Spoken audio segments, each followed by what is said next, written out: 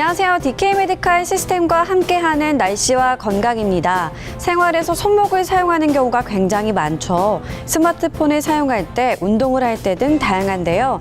때문에 손목에 통증이 조금만 와도 큰 불편을 겪을 수 있어 주의가 필요합니다. 오늘 날씨와 건강에서는 손목 건강을 지키는 방법에 대해 알려드리겠습니다.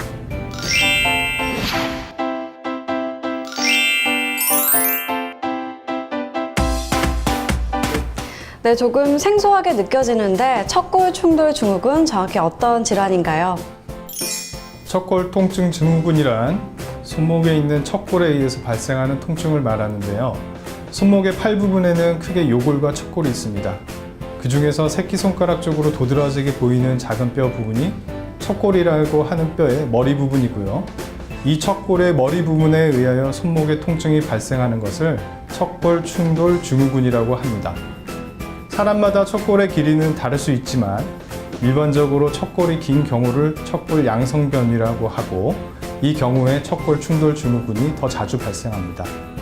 주로 척골 위에 있는 삼각섬유연골 복합체라고 하는 것이 있는데 척골의 충돌에 의하여 이 부분이 손상되고 관절 등의 이상이 발생하는 경우를 모두 통틀어 척골 충돌 증후군이라고 합니다. 네, 그렇다면 손목 부분에서 어떤 통증이 나타나게 되나요?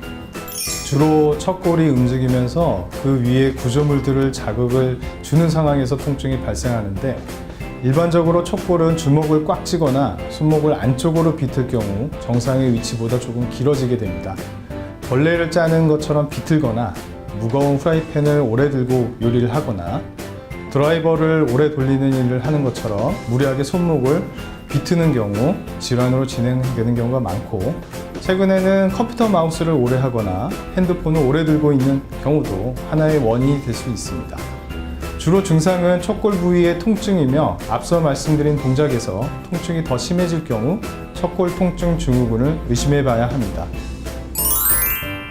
마지막으로 치료법에 대해서 설명 부탁드리겠습니다. 처음 증상이 발생할 경우는 보존적인 치료를 하는데 이 경우 손목 보호대를 약 3주간 착용하여 손목이 과도하게 신전되거나 꺾이는 행동 자체를 방지합니다. 손목에 자극을 줄여주면서 염증을 가라앉힐 때 소염제 등을 같이 복용해 주는 것이 좋습니다.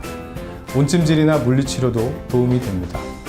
만약 증상이 3개월 이상 지속되고 움직이지 않을 때도 통증이 유발될 경우에는 MRI 등의 정밀 검사를 하는데 삼각섬유연골의 파열이나 척골 충돌 부위의 연골 손상, 힘줄의 염증 등을 파악하고 그것에 맞는 치료를 하게 됩니다.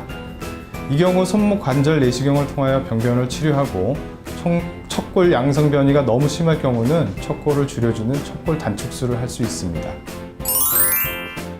네, 수술적 치료로 가지 않는 게 가장 좋겠죠. 손목에 무리가 가는 행동을 피하고 충분한 휴식을 취하시는 게 좋겠습니다. 지금까지 날씨와 건강 박유라였습니다.